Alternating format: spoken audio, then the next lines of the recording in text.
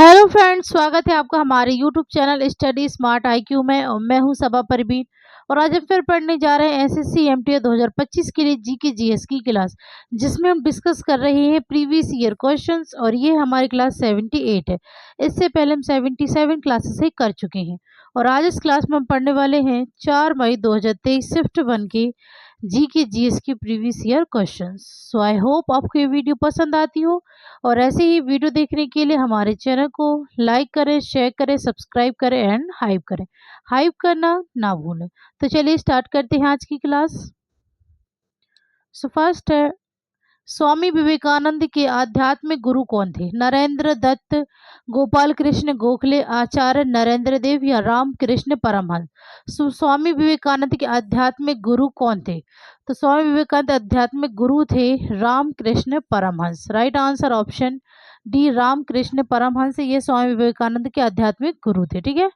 स्वामी विवेकानंद इनके बचपन का नाम क्या था? नरेंद्र नाथ दत्त। ठीक है, नरेंद्र नाथ दत्त के नाम से नहीं जाना जाता था स्वामी विवेकानंद को। और स्वामी विवेकानंद इन्होंने अपने गुरु के नाम पर ही राम कृष्ण मिशन की स्थापना की। ठीक है, अपने गुरु के नाम पर इन्होंने राम कृष्ण मिशन की स्थापना की 1897 में कोलकाता में। ठीक है, चलिए। और फिर बात करें गोपाल कृष्ण गोखले, तो गोपाल कृष्ण गोखले यह महात्मा गांधी के राजनैतिक गुरु थे। ठीक है, राजनैतिक गुरु थे। और इन्होंने सर्वेंट्स ऑफ इंडिया सोसाइटी की स्थापना की थी। ठीक है, सर्वेंट ऑफ इंडिया सोसाइटी की स्थापना की थी गोपाल कृष्ण गोखले ने। ओके, चलिए आगे बढ़ते हैं। नेक्स्ट है, बाबर ने 1529 में डैश की लड़ाई में महमूद लोधी और सुल्तान नुसरत शाह को हराया और इस तरह भारत में मुगल शासन की स्थापना की। चौसा, खानवा, घाघरा या कन्नौज। तो बाबर ने 1529 में घाघरा का, ठीक है, right answer option C, Ghaghra की लड़ाई की, महमूद लोधी और सुल्तान नुसरत शाह को हराया। ठीक है, इस तरह भारत में मुगल शासन की स्थापना की गई। ठीक है, बाबर यह मुगल वंश का संस्थापक था। ओके, फिर बात करें चौसा का युद्ध, तो ये हुआ था 1539 में। और ये हुआ था किसके बीच? तो ये हुआ था हुमायूं वर्सेस शेर शाह सूरी के बीच। ठीक है, फिर खानवा का युद्ध, तो ये हुआ था 1527। ठीक है, 1527 में हुआ था। और ये हुआ था बाबर वर्सेस राणा सांगा के बीच। ठीक है, फिर कन्नौज का, तो कन्नौज जिसे बिलग्राम का युद्ध भी कहते हैं। ठीक है, कन्नौज जिसे बिलग्राम का युद्ध भी कहते हैं। और ये हुआ था 1540 में। और ये हुआ था हुमायूं वर्सेस शेर शाह सूरी के बीच। ठीक है, ओके, तो ये याद रखिएगा कौन सा युद्ध कब हुआ था और किसके बीच हुआ था। ओके, चलिए आगे बढ़ते हैं। नेक्स्ट है, किस युद्ध के बाद अशोक ने भौतिक कब्जे की नीति को त्याग दिया? कलिंग युद्ध, झेलम का युद्ध, तराइन का युद्ध या मगध अंग युद्ध। तो किस युद्ध के बाद अशोक ने भौतिक कब्जे की नीति को त्याग दिया? तो ये कलिंग युद्ध के बाद। ठीक है, राइट आंसर है ऑप्शन ए, कलिंग युद्ध। और ये हुआ कब था? तो ये हुआ था 261 ईसा पूर्व में हुआ था। और ये किसके बीच हुआ था? तो ये हुआ था अशोक वर्सेस खारवेल नरेश के बीच। ठीक है, अशोक वर्सेस खारवेल नरेश के बीच ये युद्ध हुआ था। और इस युद्ध में अशोक की जीत हो गई थी।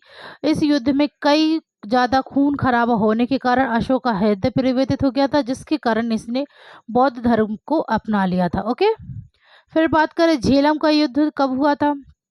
तो झेलम का युद्ध जिसे हाई डे स्पीच का युद्ध की भी कहा जाता है। ठीक है, हाई डे स्पीच का युद्ध भी कहा जाता है।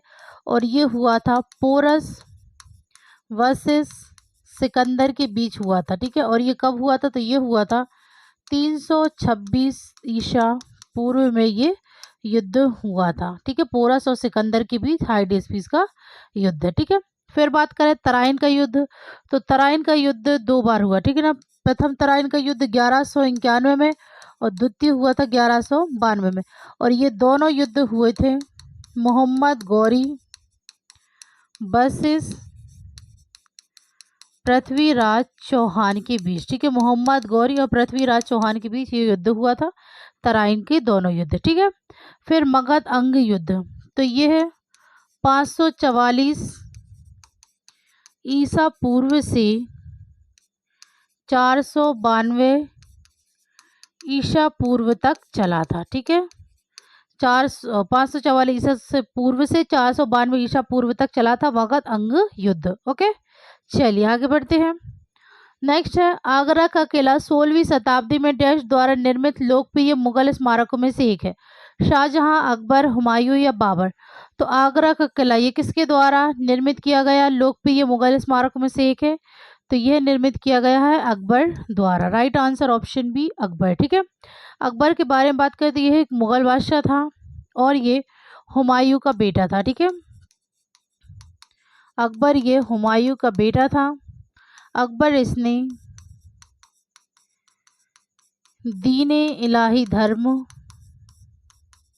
की स्थापना की थी, ठीक है। अकबर ने दीन-ए इलाही धर्म और इसके अलावा इसने मनसबदारी प्रथा अपनाई, ठीक है। दीन-ए इलाही धर्म की शुरुआत की और मनसबदारी प्रथा अपनाई अकबर ने। अकबर इसने किन चीज़ों का निर्माण करवाया, तो अकबर इसने आगरा का किला, पंचमहल, इबादत खाना, बुलंद दरवाज़ा, इन चीज़ों का निर्माण करवाया था अकबर ने, ठीक है। और अकबर ने युद्ध कौन से किए थे, तो अकबर के जो युद्ध इम्पोर्टेंट है वो है पानीपत का दूसरा युद्ध, ठीक है, और हल्दी घाटी का युद्ध, ठीक है। पानीपत का दूसरा युद्ध कब हुआ था, तो ये हुआ था 1556 में और ये हुआ था अकबर वर्सेस हेमू के बीच हुआ था। और हल्दी घाटी का युद्ध तो ये हुआ था 1576 में और ये हुआ था अकबर वर्सेस महाराणा प्रताप के बीच, ठीक है। अकबर वर्सेस महाराणा प्रताप के बीच ये युद्ध हुआ था, हल्दी घाटी का युद्ध, ठीक है। फिर बात करें हम शाहजहां की, तो शाहजहां ये किसका बेटा था, तो शाहजहां ये जहांगीर का बेटा था, ठीक है। शाहजहां जहांगीर का बेटा था। शाहजहां इसने ताजमहल का निर्माण करवाया था, ठीक है। आगरा में ताजमहल का निर्माण करवाया था इसने अपनी बेगम मुमताज़ की याद में, ठीक है। इसके अलावा इसने दिल्ली में लाल किले का निर्माण करवाया, ठीक है। दिल्ली में लाल किले का निर्माण और जामा मस्जिद का निर्माण करवाया था, ठीक है, शाहजहां ने। फिर बात करें हुमायूं, तो हुमायूं यह बाबर का बेटा था, ठीक है। हुमायूं यह बाबर का बेटा था और हुमायूं के यहाँ युद्ध इम्पोर्टेंट है। तो हुमायूं ने कौन से युद्ध किए थे, आगे क्वेश्चन मैंने बताया, अब यहाँ पे एक बार और बता देती हूँ, ठीक है। तो हुमायूं ने किया था चौसा का युद्ध जो कि 1539 में हुआ था। फिर इसके बाद इसने किया था कन्नौज जिसे बिलग्राम का युद्ध भी कहते हैं, जो हुआ था 1540 में। और ये दोनों युद्ध हुए थे हुमायूं वर्सेस शेरशाह सूरी के बीच, ठीक है। हुमायूं वर्सेस शेरशाह सूरी के बीच हुआ था, ठीक है।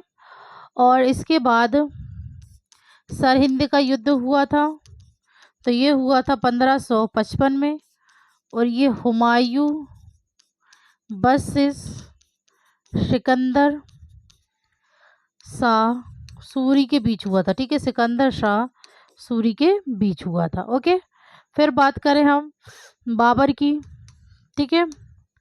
तो बाबर यह मुगल वंश का संस्थापक था, ठीक है। बाबर यह मुगल वंश का संस्थापक था, ठीक है। बाबर इसने कई युद्ध किए हैं, तो इसको युद्धों की ट्रिक है याद करने की, तो आप उस ट्रिक के ज़रिए कीजिए ताकि आपको जल्दी और अच्छे तरीके से याद हो जाए, ठीक है।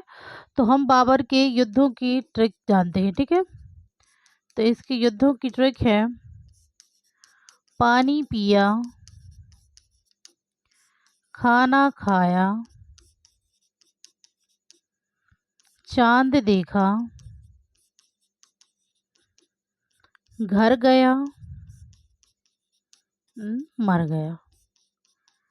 ठीक है। तो पानीपिया से पानीपत का पहला युद्ध, ठीक है, पानीपत का पहला युद्ध। और ये किसके बीच हुआ, कब हुआ था? तो ये हुआ था 1526 में। और ये किसके बीच हुआ था? तो ये हुआ था बाबर वर्सेस इब्राहिम लोदी के बीच हुआ था, ठीक है, बाबर वर्सेस इब्राहिम लोदी के बीच ये युद्ध हुआ था, ठीक है। फिर उसके बाद खाना खाया से खानवा का युद्ध, ये हुआ था 1527 में। और ये हुआ था बाबर वर्सेस राणा सांगा के बीच। फिर चांद देखा से चंदेरी का युद्ध, ये हुआ था 1528 में, बाबर वर्सेस मेदिनी राय के बीच, ठीक है, बाबर वर्सेस मेदिनी राय के बीच। फिर घर गया से घाघरा का युद्ध, और ये हुआ था 1529 में, बाबर वर्सेस महमूद लोदी के बीच हुआ था, ठीक है। और मर गया से इसकी मृत्यु हो गई थी 1530 में, ठीक है, 1530 में इसकी मृत्यु हो गई थी बाबर की, ठीक है। फिर बाबर इसने किन चीज़ों का निर्माण करवाया था? तो बाबर इसने निर्माण करवाया था बाबरी मस्जिद का, ठीक है, बाबरी मस्जिद का निर्माण करवाया, काबुली बाग का निर्माण करवाया, ठीक है, उसने उद्यान बनवाए, मदरसे बनवाए, ठीक है, इन चीज़ों का निर्माण करवाया था बाबर। ओके, तो यहाँ पे जो भी मैंने आपको डिटेल बताई है इसे अच्छे से नोट कीजिएगा और इसे रिवाइज कीजिएगा, ठीक है। चलिए तो हम आगे बढ़ते हैं। नेक्स्ट है, संगमरमर का रासायनिक नाम क्या है? Magnesium oxide, sodium hydroxide, calcium hydroxide या कैल्शियम कार्बोनेट? तो संगमरमर का रासायनिक नाम है calcium carbonate. Right answer option D, calcium carbonate. Okay, चलिए नेक्स्ट है, कोडोन, कुटकी, हाका, बाउटी डैश के उदाहरण है? फल, मोटे अनाज, सिल्क या सब्जी? तो ये उदाहरण है मोटे अनाज के, ठीक है। राइट आंसर ऑप्शन बी, मोटे अनाज। नेक्स्ट है, 2011 की जनगणना के अनुसार भारत में शहरी जनसंख्या का प्रतिशत कितना था? अनुमानित सीमा प्रदान कीजिए, ठीक है। तो 20 से 25%, 30 से 35%, 40 से 45% या 10 से 15%? तो 2011 की जनगणना के अनुसार भारत में शहरी जनसंख्या का प्रतिशत कितना था? तो ये था 30 से 35%। Right answer option B. Okay, next है, 2023 में खेलो इंडिया यूथ गेम्स का 5वां संस्करण कहाँ आयोजित किया गया था? महाराष्ट्र, पश्चिम बंगाल, आंध्र प्रदेश या मध्य प्रदेश? तो 2023 में खेलो इंडिया यूथ गेम्स का 5वां संस्करण ये आयोजित किया गया था। तो ये कहाँ आयोजित किया गया था? मध्य प्रदेश में, ठीक है। Right answer option D, Madhya Pradesh. Next है, आरबीआई का कौन सा उपकरण खुले बाजार में सरकार द्वारा जारी बॉन्ड की खरीद और बिक्री को संदर्भित करता है? तरलता समायोजन सुविधा, नैतिक सुझाव, सीमांत खड़े होने की सुविधा या खुला बाजार परिचालन? तो आरबीआई का कौन सा उपकरण खुले बाजार में सरकार द्वारा जारी बॉन्ड की खरीद और बिक्री को संदर्भित करता है? तो ये संदर्भित करता है खुला बाजार परिचालन, ठीक है। राइट आंसर ऑप्शन डी, खुला बाजार परिचालन। ओके, नेक्स्ट है, निम्नलिखित में से किसे ठुमरी की रानी के नाम से जाना जाता था? सिद्धेश्वरी देवी, गिरिजा देवी, गंगूबाई हंगल या बेगम परवीन सुल्तान? तो ठुमरी की रानी के नाम से जाना जाता था गिरिजा देवी को, ठीक है। Right answer option B, Girija Devi. Next है, निम्नलिखित में से किस ग्रह को पृथ्वी का जुड़वा ग्रह भी कहा जाता है? वरुण, शुक्र, शनि या बृहस्पति? तो किस ग्रह को पृथ्वी का जुड़वा ग्रह कहा जाता है? तो ये कहा जाता है शुक्र को।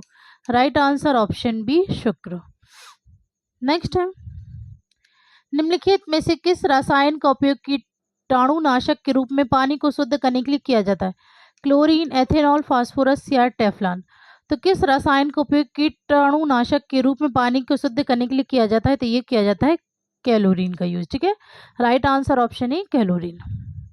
नेक्स्ट है, निम्नलिखित में से किसने सुल्तान जौहर कप 2022 जीता? New Zealand, England, Australia, Bharat? तो सुल्तान जौहर कप 2022 जीता है भारत ने। Right answer option D, Bharat. Okay, next है, निम्नलिखित में से कौन सा नृत्य मूल रूप से तमिलनाडु के मंदिरों में देवदासियों द्वारा किया जाता था, इसलिए इसे दासियट्टम के नाम से जाना जाता है? कुचिपुड़ी, भरतनाट्यम, ओडिसी या मणिपुरी? ठीक है, तो कौन सा नृत्य सॉरी कौन सा नृत्य मूल रूप से तमिलनाडु के मंदिरों में देवदासियों द्वारा किया जाता था, इसलिए इसे दासियाट्टम के रूप में जाना जाता है? तो ये जाना जाता है भरतनाट्यम नृत्य को। Right answer option B, Bharatanatyam. Bharatanatyam एक कहाँ का शास्त्रीय नृत्य है? तो ये है तमिलनाडु का। ओके, ये है तमिलनाडु का है। कुचिपुड़ी यह आंध्र प्रदेश का है। ओडिसी यह उड़ीसा का है।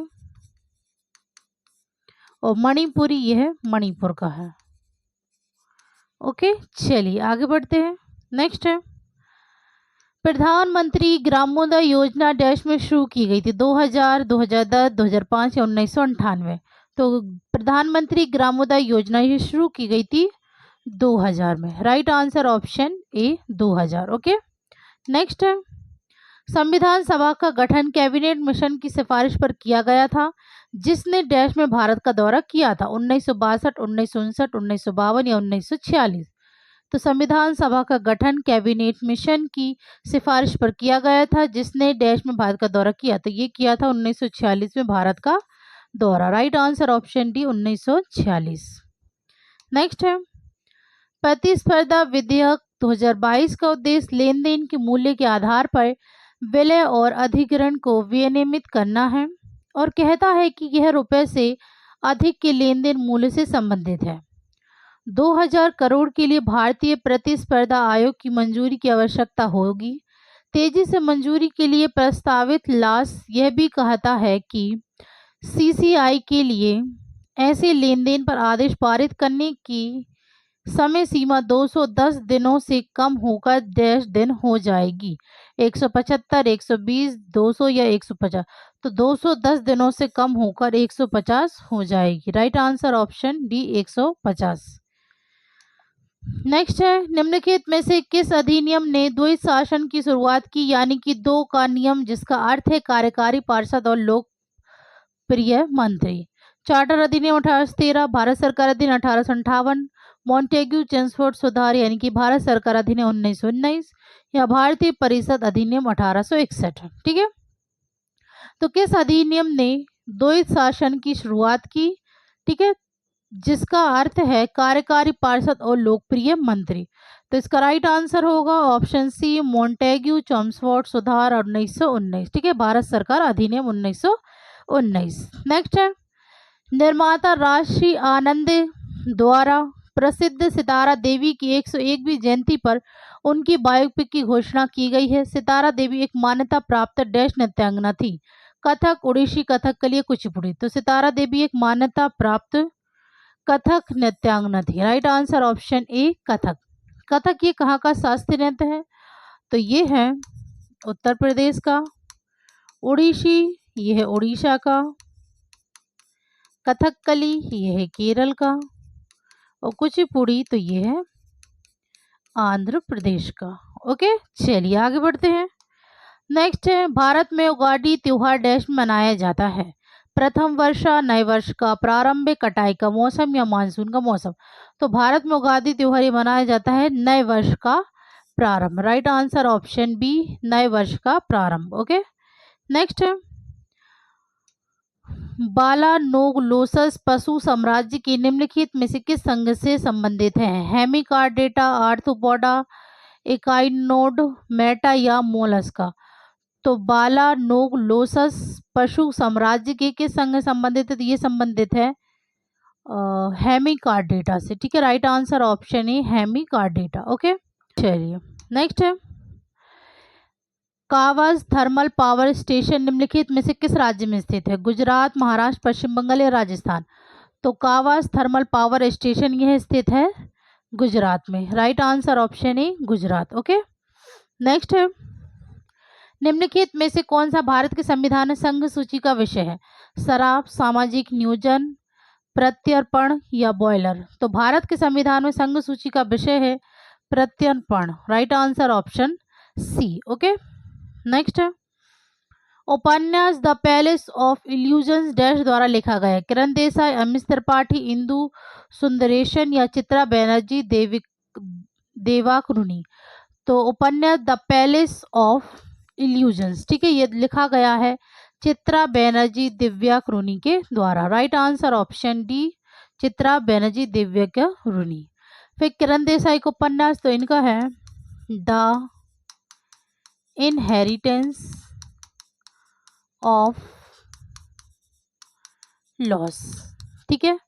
फिर अमीश त्रिपाठी का तो इनका, ठीक है, फिर अमीश त्रिपाठी तो इनका है दी सीक्रेट ऑफ द नागास, ठीक है, the secret of the Nagas. और इंदु सुंदरेशन की तो ये है द फेस्ट ऑफ रोजेस।